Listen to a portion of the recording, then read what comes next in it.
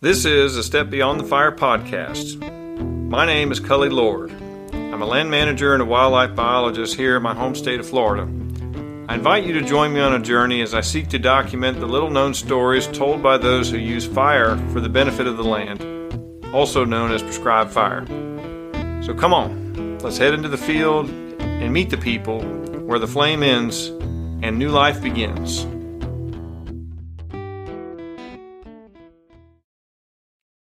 Welcome back, everybody, to another episode of a Step Beyond the Fire podcast, your favorite podcast. This is your host, Cully Lord, here again. I've got a special episode that I wanted to provide to you all. The other day, I was watching a presentation, and this researcher talked about how about 20% of all of the prescribed burning that takes place in the southeastern United States is done on public lands, but the other 80% roughly is, it takes place on private lands.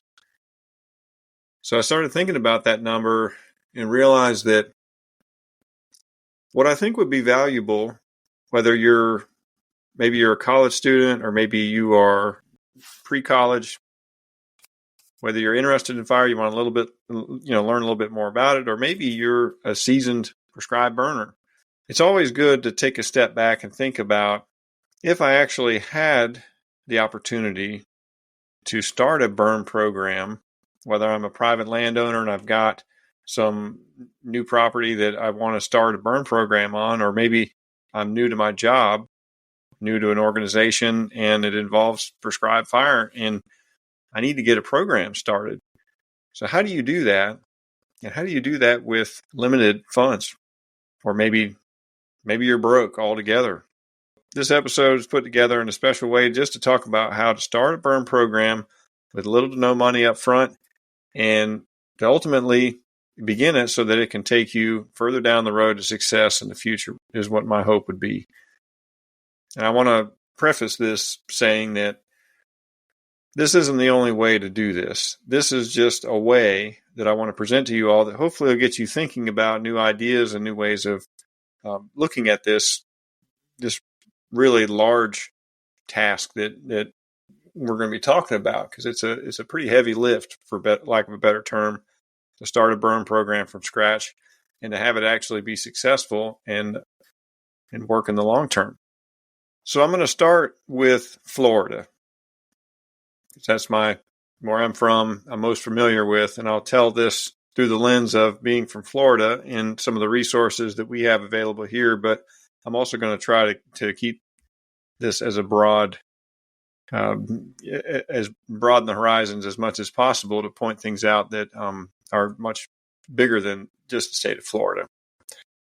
But on average, we've got just over 2 million acres that we burn each year in the state of Florida, and we're number one in the nation for acreage. And I say that not to brag, but that's just Florida's ecosystems and our weather patterns are much different than what you find around the rest of the country, by and large. And we have many opportunities to burn, and we do that for many reasons. Much similar to what takes place in other parts of the world, we burn for agricultural purposes. Foresters burn to prepare areas for tree plantings. We burn for wildlife management purposes, and we burn to restore native landscapes. And sometimes we burn to reduce wildland hazardous fuels that have accumulated in the landscape. And really, the list goes on from there. That it's not necessarily limited just to that. And we know based on the science, right, that fire has been at least in our southern ecosystems here for more than 10,000 years. And really, probably much, much more than just that, the modern day version of our ecosystems anyway.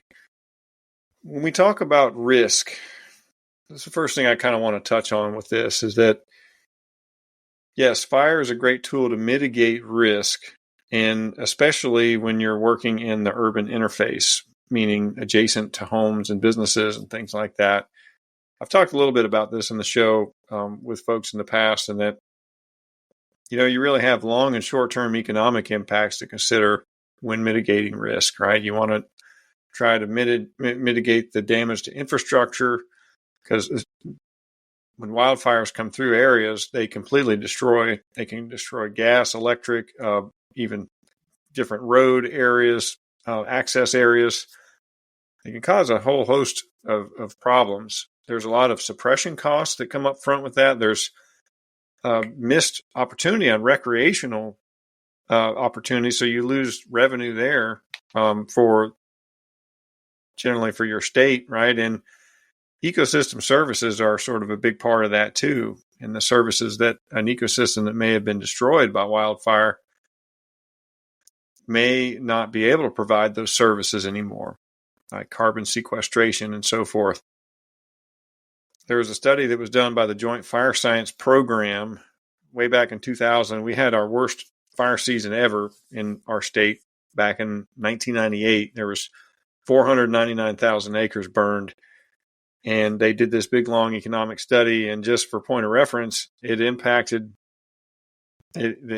of over $1,864 per acre was what the number ended up being, which back in 1998, that you can probably multiply that at least by 20% more than what it was worth back then with that dollar figure. But you can really see that burning to mitigate risk in the landscapes is really an economic tool also, and it can be a great ecological tool as well. So when you think about the bigger picture here, think about this as a way to not only mitigate risk to ecosystems, but we mitigate risk to our communities as well when we do these kind of things. When we talk, like, what is restoration? When we're in an area, we're developing a burn plan to conduct a prescribed burn. So what do we actually mean by that when we say restoration? Restoration is just the process of assisting the recovery and management, and here's the textbook, of ecological health, integrity, and sustainability of an ecosystem, right? So areas become degraded over time. Maybe there was some sort of issue that took place, like some erosions taking place, or maybe a road was put in an area and it was abandoned. Maybe there's gradual changes that are happening to the area over time through degradation. Areas become damaged, especially here in Florida. We have hurricanes that come through and have a really acute or obvious changes in the landscape. Maybe you restore an area because it was transformed. Generally in the Southeast and lots of areas around the country, depending on what ecosystem type you're in, you're going to see those ecosystems change from one type to another in the absence of fire, change from a healthy state to an unhealthy state. And we've learned a lot about that on this show from a lot of great experts we've talked to. Or maybe the area's been destroyed. Maybe there's been a strip mining process that came through and completely wiped out the landscape, and it has to be restored completely. And through all of this, we know that fire is our best tool to restore. All right, so I want to tell a quick story. The Florida Park Service, which is one of the leading entities that we have here in the state on prescribed fire, they've got a huge burn program, very nationally well respected. They had very humble beginnings, and I want to point this out because they had the right approach to starting a burn program. So if you think about back in the 1970s, there was no burn program for this organization. They had many thousands of acres, but they didn't really have a burn program. There had been 50 or 60 years prior to that of fire suppression mentality that, we've talked about in the past on the Smokey the Bear, preventing, only you can prevent wildfires, or forest fires, I guess was the better term for that. But that led up into the point where there was not really any that not a lot of prescribed fire was happening in and around our country and during that time. So in 1971, there were some individuals that were using prescribed fire up in North Florida, up in the South Georgia area, in and around the Tall Timbers area. Some of you may be familiar with that. If you're not, check it out. Tall Timbers Research Station is a great place that's got a lot of great science and information that's disseminated continually on fire science there. But there were some individuals that got together with the park superintendent at this park called Falling Waters State Park. And I talked about this in episode 1. Many of you probably haven't heard that, but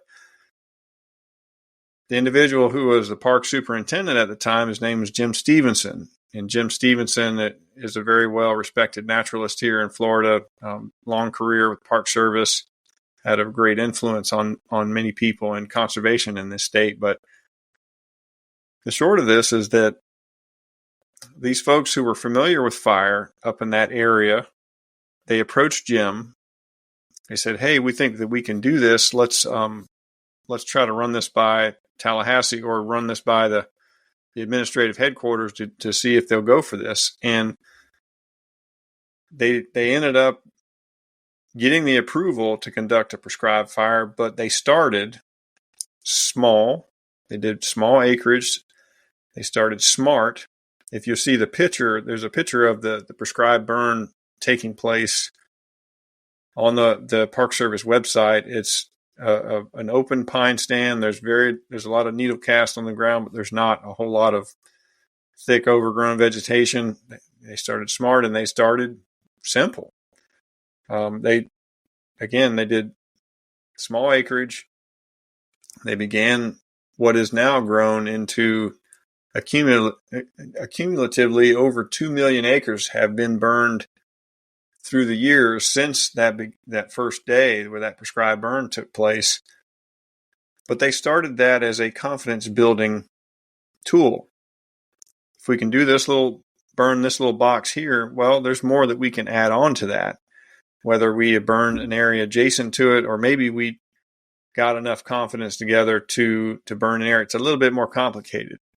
And they did this all with they didn't have any water, fancy water delivery equipment or anything. They just did this with tools, primitive, what we would consider primitive stuff nowadays, but they were able to successfully do that.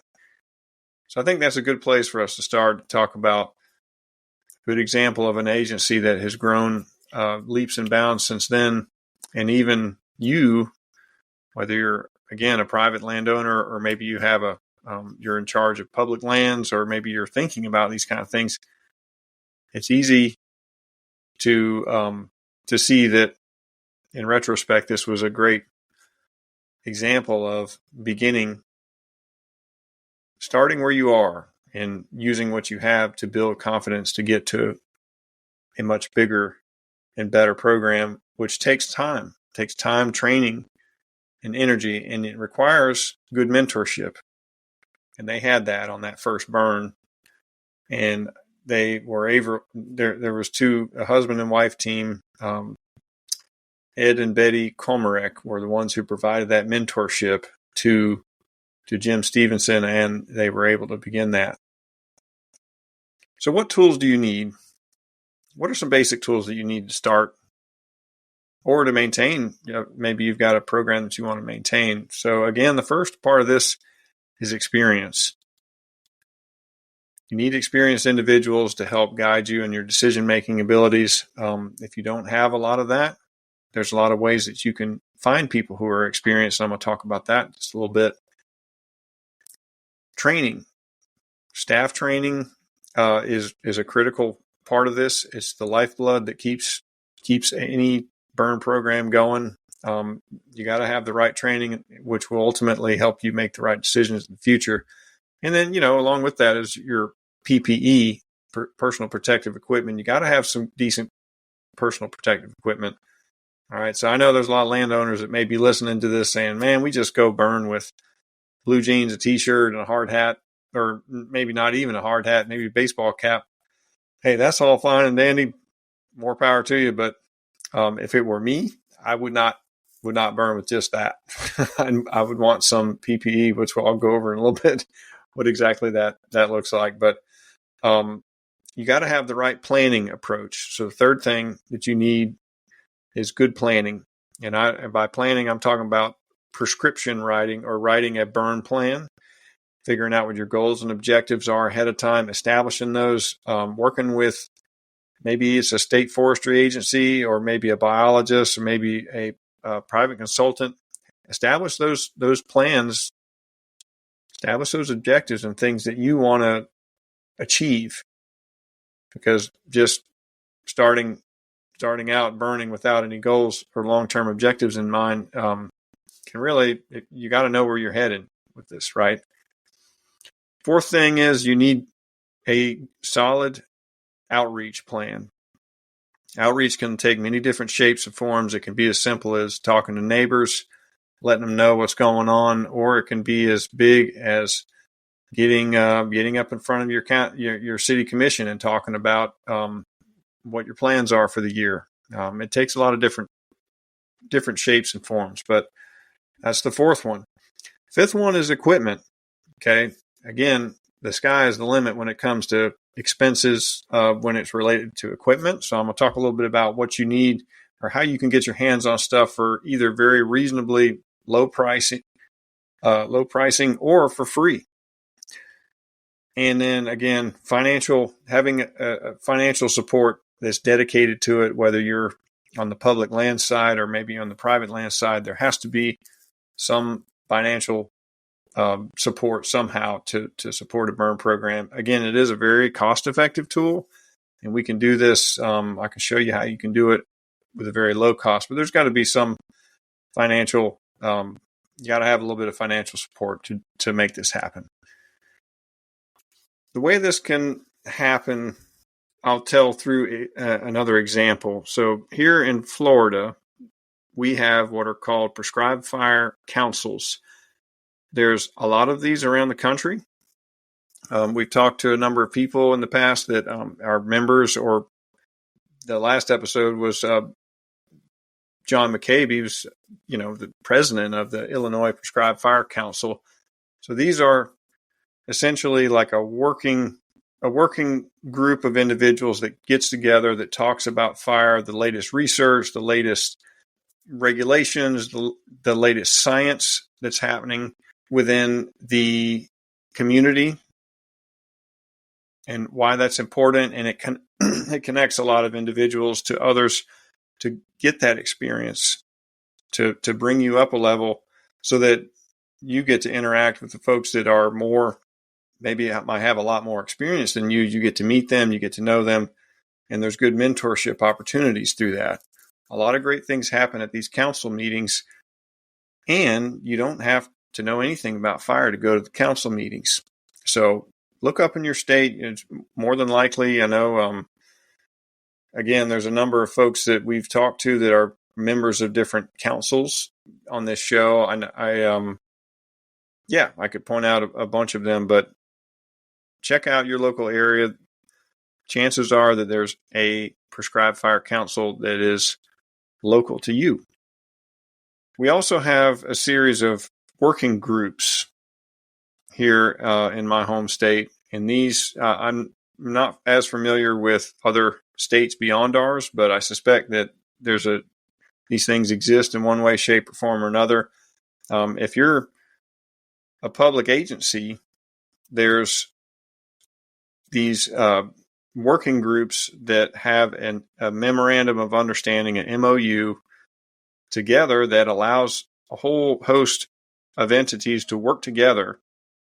They got all the administrative headache done so that all you got to do is call somebody up and ask for help, and they can come help you on your fire. So again, I've got a list of about 15 of them in front of me that different agencies, like if I need help on a day and I don't have enough crew, I can call, a group called, there's a local conservation group called Alatra Conservation Trust. I can call up them and ask for help, or I can call up the county, or I can call up the Department of Environmental Protection. I can call up state parks. I can give the Nature Conservancy a call. I can call the University of Florida and ask if they've got any students that can come help. So those working groups, that memorandum of understanding that we've got here, has a lot of agencies that have signed on to it. So from a public lands perspective, that is a very valuable tool. And there's something that very similarly exists for private lands. These are prescribed burn associations. I'm sure a lot of you are probably familiar with them, but these associations exist very similar capacity, that it connects private landowners together that may have limited people. Maybe you've got limited equipment. Maybe you've got some local weather concerns that you're not as familiar with, and you need to have some experienced people. Well, one example of that is we have the North Florida Prescribed Burn Association. Number of episodes back, we met with Ben Williams, and he's one of the founding members of the Prescribed Burn Association in this area. And a lot of times these, and we call them PBAs, a lot of times these PBAs are state supported. So they may even have an equipment trailer full of stuff they can come help you. But when you research and find a PBA in your area, wherever you are, just keep in mind that the way these things generally work is that you got to show the group that you are committed to helping and being and reciprocating, right? You can't just call them up and say, hey, I need some help, and 5 people will come help you, and then you never talk to them again. You got to develop a relationship there, and you got to help others to show them that you're committed to this for the long term. And these associations are just excellent organizations that are supported by, again, generally supported by state agencies, and have a very strong backbone of helping folks find the right tools, the right training, the right mentality to think about how to address, the complex world of prescribed fire that we've got. So again, PBAs are a fantastic tool that operate kind of in a similar capacity that we have, where you can, once you get to know people in your area, you can call them up, you can work together, get the job done. I'm going to talk a little bit about fire trainings now. So a lot of times there's a minimum training requirements that exist to participate on a burn. And that's probably whether you're a private landowner, maybe a public landowner, the public agency, or maybe even with a private agency. Like if you're in a part of a PBA, you may have to take a minimum training requirements. You probably have to double check on that. But generally the basics that you need to have if you're going to work with under, say, our MOU here in this area, you've got to have S-130, which is Basic Wildland Fire Suppression, S-190, Introduction to Wildland Fire Behavior, I-100, Introduction to the Incident Command System, IS-700, which is an introduction to the National Incident Management System, and then L-180, which is Human Factors on the Fire Line. And then together with that, oftentimes you need to have a fitness test done too. So that could be most public agencies have that, but not all. And it makes me think of that. So I'm using public agency as a very broad term here. That doesn't quite cover the nonprofits either. So sorry if I missed you guys, but I also mean more public in that regard too. So there's a great resource. There's dozens of trainings that can be found. I'll mention a few of the websites. There's a lot of great online trainings that you can find free of charge. That can help get you up to speed. Again, check with your local forestry, local Forest Service agency or state forestry agency.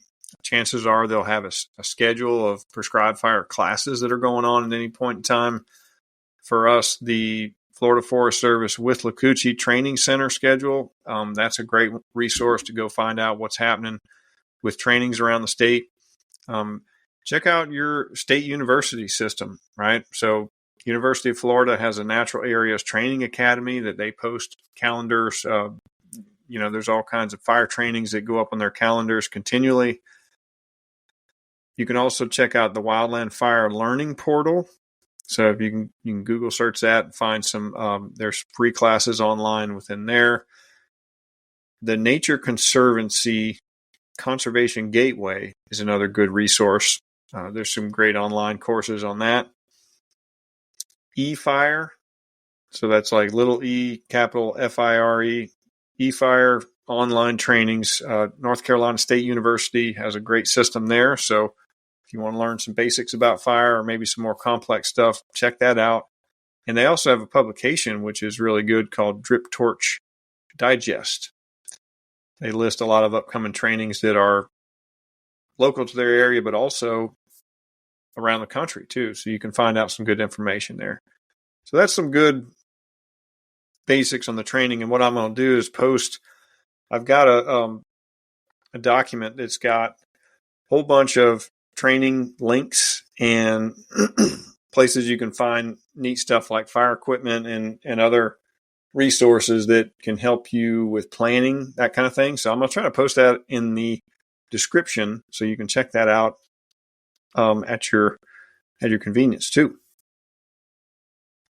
Let's get back to gear requirements.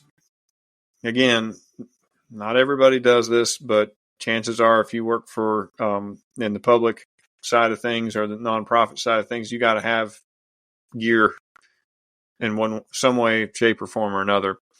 If you're a private landowner, do what you want, but if it were me, I would get the gear and have it with me.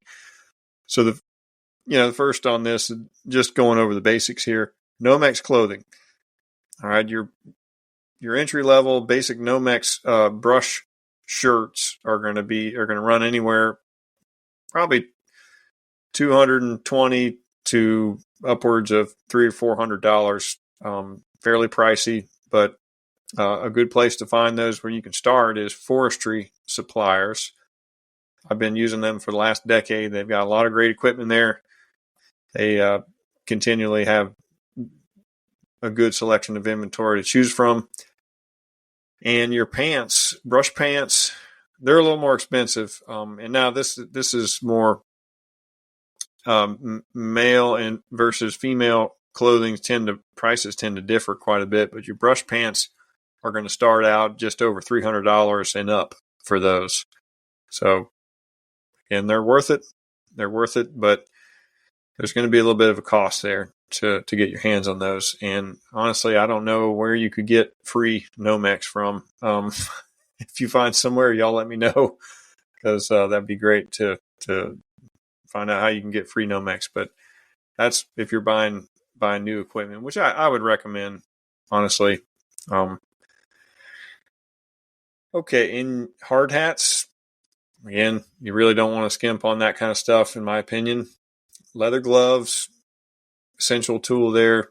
Make sure you got some good quality leather gloves, leather boots. These are going to be your lace-ups. I will mention that I'm a big fan of White's boots, and the brand that I wear are Hawthorns, and they're an 8-inch lace-up boot. I had my first pair for almost a decade, and I'm on my second pair, so really good quality boots. And again, you can find them on Forester suppliers too, but there's a lot of resources. Again, for equipment and that kind of thing, I'll try to post some more links for other areas where you can find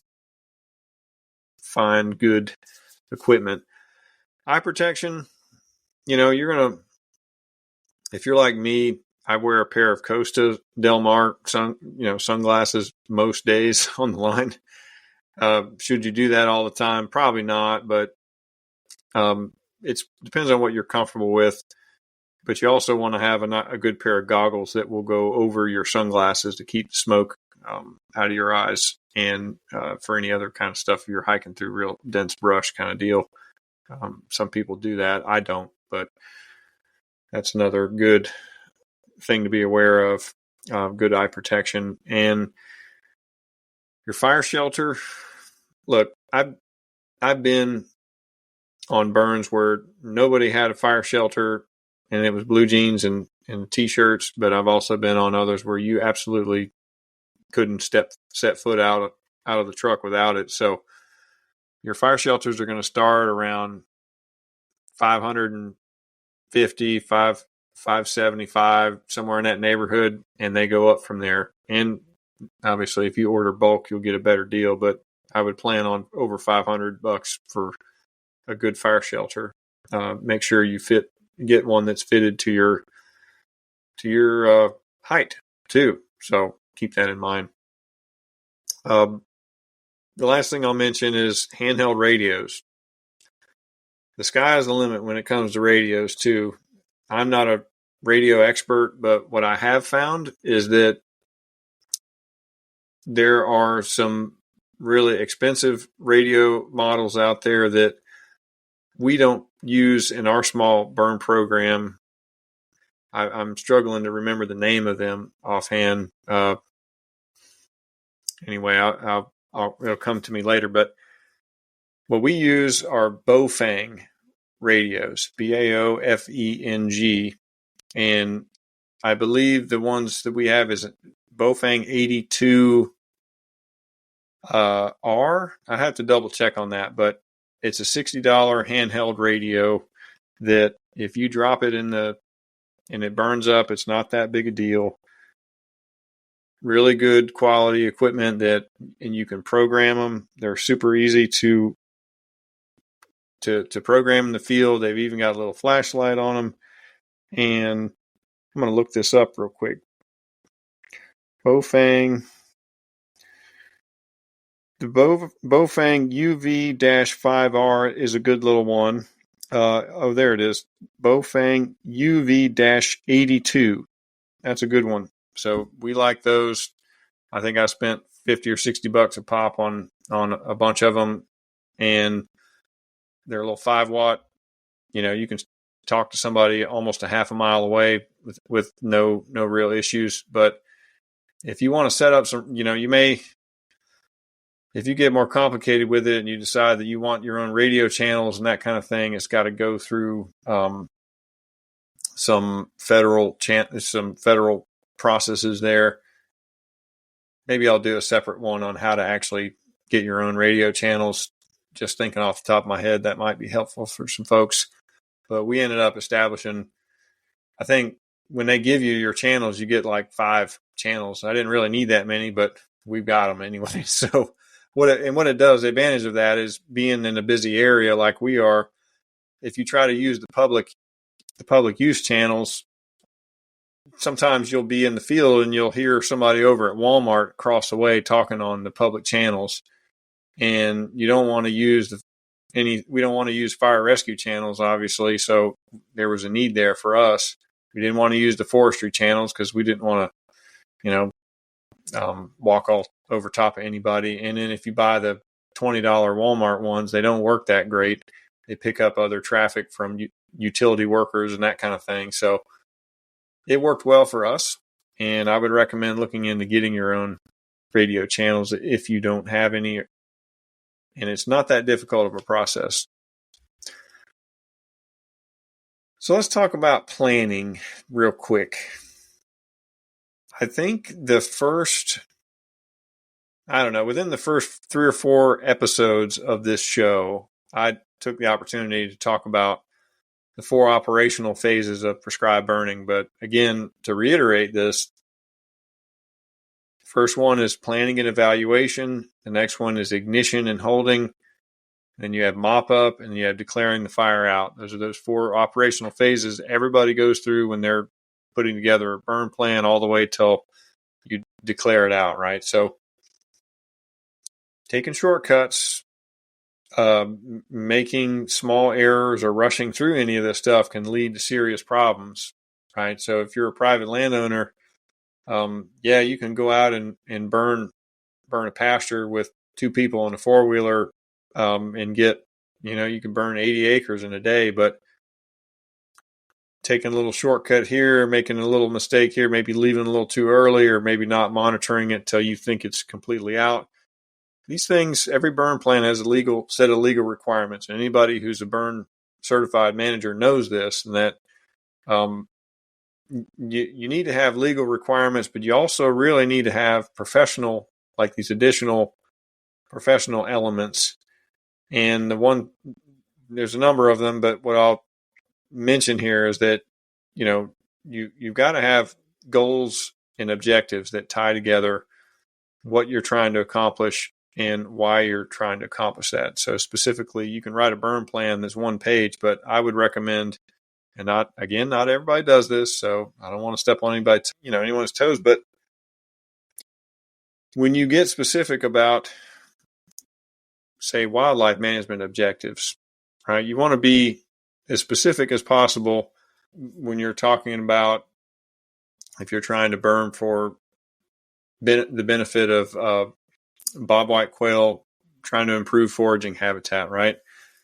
You want to talk about more so establish the goal of trying to burn with a mosaic pattern, or maybe you're trying to get 60% of the area burned and leave the other 40% unburned. I say all this to encourage you to think about burn planning as setting specific measurable objectives that you can go through at the end of your plan and check off that, yes, I completed this. Yes, I was able to get this done. And yes, I was able to reduce hazardous fuel accumulation within this area of my burn, right? Yes, I was able to achieve that predetermined objective that if anybody comes to me afterwards and something went wrong, you can say, well, these were my actual goals and objectives. I think what I'll do is maybe set up a different podcast for that and talk about that, because I have a presentation on that, which would be fun to talk through that and unpack that a little bit more. So maybe we'll do that one too. So anyway, that's a little bit about planning, just talking about mitigating risk and achieving those goals and objectives together. Because, really the truth about prescribed burning is that oftentimes it can be as many as 2 or 3 days of planning for every one day on the burn. Or you could have even more than that, right? So you're trying to meet those legal requirements. You're trying to meet all these logistical constraints. The more complicated your burn gets, you've got staff or people that are helping you. You got to have vehicles available. You got to have adequate equipment. You got to think about risk for everybody, mitigating that.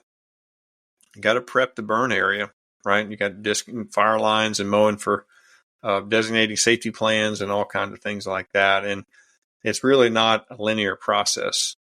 And I say this, the burn window of opportunity can be very small depending on where you live, right? Even here in Florida, I see that sometimes the window of opportunity is very, very small, especially when you're in an urban area. Weather conditions, wind directions, that sort of thing.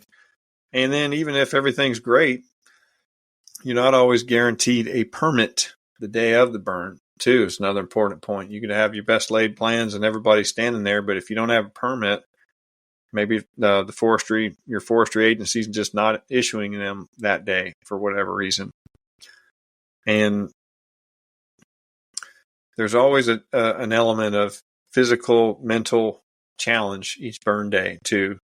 That's another truth about this, that you can see all these nice, beautiful pictures and talk about this, and it'd be all fun to talk about and everything, but it can be very physically taxing, emotionally taxing, not as easy as what you see in a lot of photographs, right? So be thinking about that. And mentoring people through the process, whether you're someone who's in a position to lift people up that work around you, that is key to the growth and development of your team in the long term, right?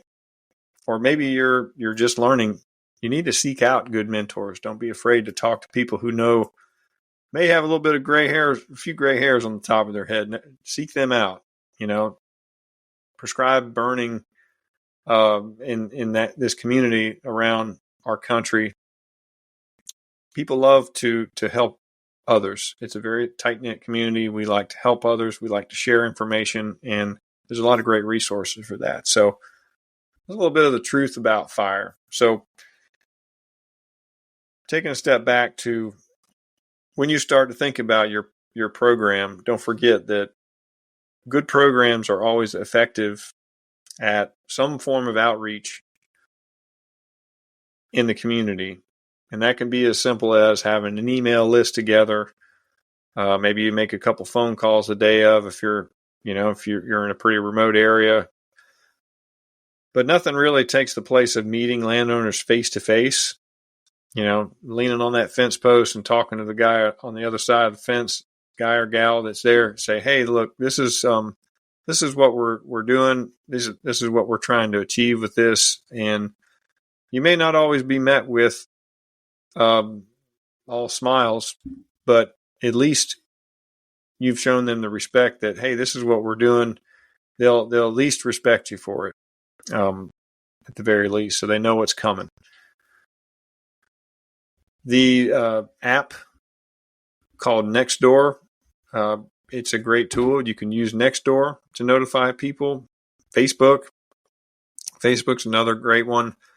If you're more on the public side, local media can be another great tool. Just send the local news station an email if you want to do that. And again, day of the burn is you want to let people know ahead of time, and then you want to have something the day of the burn too. And if you're unsure about smoke management, is a whole different concept that we won't get into today. But I'd put this in here because I think it's a good point to make, and that starting with your authority, your state authority on prescribed burning, for us, it's Florida Forest Service, starting with them for advice on smoke management. Maybe you're a little bit unsure of what direction you can send smoke given your situation, and brainstorming and thinking about how to approach that is really important. And they're a good place to start for that. If you don't have resources or tools or people to help you, that's always a great place to start. Your county forester, or we have they call them forest area supervisors here, but they're really the lead in our area for making decisions on burns. You can start with them too. So I'll tell you a quick story about a urban city park that I am working towards into the future. I haven't made a burn happen there just yet, but how to expand or maybe how to establish a burn program, even if you have your own team, right? So there's always going to come a need for additional areas to be burned, and sometimes they're in locations where there's people around. And how do you get fire into an area that hasn't had it in a really long period of time? So the way I approach this, and again, I'm just going to sell this as how I did things. Take what you like and leave the rest. But I began by getting together with the landowners and the local homeowners association of the property that was adjacent to this park. I had a meeting well ahead of time back in the summer. This was, I guess it would be last summer, telling them exactly what we're doing, why we're doing it, where we're doing it, and how we're going to be doing this, what the steps needed to take place ahead of time. And I also, during these meetings, I brokered in the Florida Forest Service into these meetings to help answer and overcome any concerns and questions that folks might have. I also brought in our local fire rescue as a partner in this, because for various different reasons, it's good to have them involved, both on a technical standpoint, but also for the community, a community-wide involvement too, for peace of mind for folks. Not only that, I conveyed to them, the way I approach things is I'm a planner by nature. So I have a restoration plan in place that I shared with everyone. I sent the plan to them, say, hey, this is what our goals are. This is how we're going to, this is our short-term and our long-term plan for this, why we're doing it. And sent that to everybody, gave them a chance to sort of mull that over and get back to me after, once we had the meeting. And then not only that, I met with them afterwards and walked through to talk about, in our particular situation, we had a bunch of hazardous fuel that was around adjacent to their whole bunch of homes. So how are we going to reduce that hazardous fuel? What's that going to look like? So we took a walk in the woods with everybody there. And then explained to them that the weather conditions are very, that the way I explain this is that, when you're returning fire into an area in this particular situation that hadn't seen it in at least a decade, we're going to lose some trees. Okay. You got to be up front and honest with people that we're probably going to lose if we really do this perfectly, we'll lose maybe 3 to 5% of the pine trees that are here, big trees, and so long as they know that ahead of time, we had a chance to talk it through, talk about, hey, what's the alternative? If we don't do this, this place is just a wildfire waiting to happen in our case. Give them that news up front. If you have difficult conversations that you need to have with folks, have it ahead of time. Don't be talking to them after the burn and they're upset. I don't know, if something happened. You want to talk through those scenarios ahead of time. So that's my advice with this, is to take the approach, talk about where you're going to burn, how you're going to burn, and invite them to discuss with you about things. And you may not always be met with, I live in a place that's very progressive in that regard. People know about fire around here, but that's not always the case. But people will respect you for giving them the bad news or the difficult news to talk it through ahead of time. And you may not always be met with every, nice, but it'll give people a chance to talk about it and to know what's coming. And in a perfect world, I showed them some photographs of like, hey, this is what it's going to look like, if everything goes great. But I think at one point in those meetings, somebody said, what are you going to do if fire gets out and it burns my house down? And there was kind of crickets in the room for a while. And I was trying to figure out best how to address that. And my response is that, we do this, when we conduct these burns, you need to understand that we're legally obligated to have an adequate level of protection there to ensure that in the event something like that does happen, we got plenty of equipment, plenty of resources there to take care, to ensure that won't happen.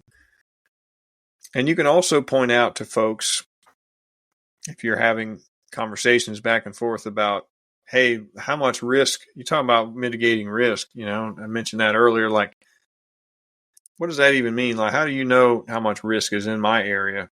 Well, you can point them to this website called the Southern Group of State Foresters Wildfire Risk Assessment Portal.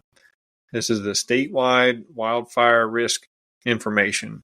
You can look through this. I think I'd have to double check, but this is mostly for the Southeast. It's a good tool. It tells you exactly what level of risk exists down to the square foot, pretty much. Again, it's a good resource for folks to talk about, hey, there's moderate risk here, there's really high risk here. We need to be working together to try to address this. And we do that best by conducting prescribed burns, right? That gives you the opportunity to talk through that more. And then I also point to other statistics. If you look at realtor.com, there's a new tool there that's been put together that talks about where wildfire risk is on the rise. There's a lot of information that's been put together that Every county in the country has a wildfire risk sort of indicator. And our county, for instance, is predicted to have a 101% increase in wildfire risk over the next 30 years, right? So this was some information that came out through they're called the First Street Foundation, and they're able to gather that information and put it in a way that is now tied to when you buy a house, you can see how much risk is going to be taking place, or how much risk is going to be inherent in the landscape, and wherever you're buying a home at. Let's talk about equipment a little bit here. So I mentioned earlier that there's ways to get your hands on equipment in a very reasonable, cost-effective way. Our state has what's known as the Federal Excess Personal Property and Firefighter Property Program. So what that does is it makes federal equipment available for use in rural and wildland fire protection programs. So long as you have one of those programs you're using for fire and or emergencies only, you have access free of cost, no cost equipment lease that you sign that says this is mostly military surplus, but you can gain access to this equipment, everything from half-ton pickup trucks all the way up to deuce and a half 1,000-gallon tankers, all kinds of fire equipment like 6x6 brush trucks from like a military outfit. You can retrofit. I'm just looking at a photograph here of stuff that's been done with this military surplus equipment. But short of this is that you can get your hands on pretty high quality equipment that may be used, but it will give you a place to start. Doesn't mean you have to stay there, but it means that you can get your hands on, if you need like a water, a tow behind water tank or something, you can get your hands on. There's a lot of that stuff available. And I'm speaking based on what's going on in our state, but check in your area. See if you've got a property program like this property loan program. Chances are there might be something very similar. There's equipment auctions that take place constantly. State municipal organizations are constantly auctioning off equipment. You can probably get your hands on some used fire equipment pretty easily. It's not hard to find those things. And again, getting your hands on used equipment and retrofitting it for use of fire is a good starting point. Yep, you're using used equipment, but fire equipment is very expensive, and it can be a lot of work, a lot of extra expenses. But if you're able to piece together the basics of what you need based on your given situation, you can use a program like this, or you can find stuff at auction and start piecing together how you're going to achieve your goals and objectives given your situation. And I know there's private fire contractors that actually will, they use these equipment auctions and equipment resources all the time. So I haven't talked too much about private fire contractors, but one point I also want to make in all this is that you always have the option to hire a private contractor to conduct prescribed burning. One of my closest friends, Mike and Ashley Orlando, they have a local business that's called A&M Fire Management that's local to this area.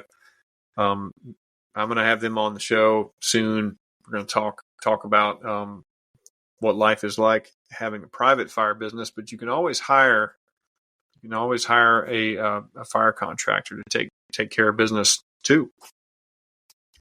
How do you get financial support for your program if you don't have any support? Well, there's a lot of great opportunities, and I encourage you to check out North Carolina State University. You can start there, and I'm sure there'll be a lot of other resources that you can explore, but they have a web page that I'll post a link to that has a bunch of these grants that are available. Some of them can be for private land, some of them can be for public, and nonprofits but there's a few that I'll just list off real quick. Coalitions and Collaboratives Incorporated, or they call themselves COCO. They have a grant and anywhere from $10,000 to $75,000 available through their organization. FEMA, Hazard Mitigation Assistance Grants. There's a bunch of programs available through them. There's the Landscape Conservation Catalyst Fund. So that's anywhere. They've got between $10,000 and $75,000 available each year. The National Fish and Wildlife Foundation has a Longleaf Landscape Stewardship Fund. So that can be anywhere from $250,000 to $3 million gets awarded each year. So those are for on-the-ground conservation projects that span, I believe it's public and private lands. There's several federal programs. There's a USDA program, the Regional Conservation Partnership Program. There's $300 million more or less annually available through that alone. So check those out. That's a good place to start. Again, I'll post that link with the others in this show description, but you can start at North Carolina State University, and I'm sure there's plenty of others available out there. So I want to wrap this up by saying that even if you're a small entity, whatever you may be, big things are possible, especially in this country. There's a lot of great science. There's a lot of great people. There's a lot of great resources. And hopefully what I gave you on this episode will help at least send you in the right direction, or maybe get you thinking about things in a little bit of a different way that could be helpful. Just remember that mitigating risk and restoring are those key components of this, right? So when you think about this in terms of, as I mentioned earlier at the beginning of the show, there's an economic context and ecological. So finding a good balance between those two, I think, is key to a successful program in the long run. Figuring out how to balance those costs and work together with people to achieve what you need in a way that's cost effective, but also best helps your given program get, your natural areas or your agricultural areas, your forestry, logging operations, whatever it is that you have going on. You establish those goals and objectives through that planning process, and ultimately you'll be better for it, and we'll all be better for it. But don't forget, this is a long-term commitment. And send me any ideas or thoughts you might have on this. You can send me on Instagram at A Step Beyond the Fire. If you want to hear more about some of the stuff I talked about on this episode, you can send me an email, astepbeyondthefire@gmail.com. Hey, let's talk. Send me some more ideas. I'd love to hear from you. And as always, I appreciate you all taking another step with me, another step beyond the fire.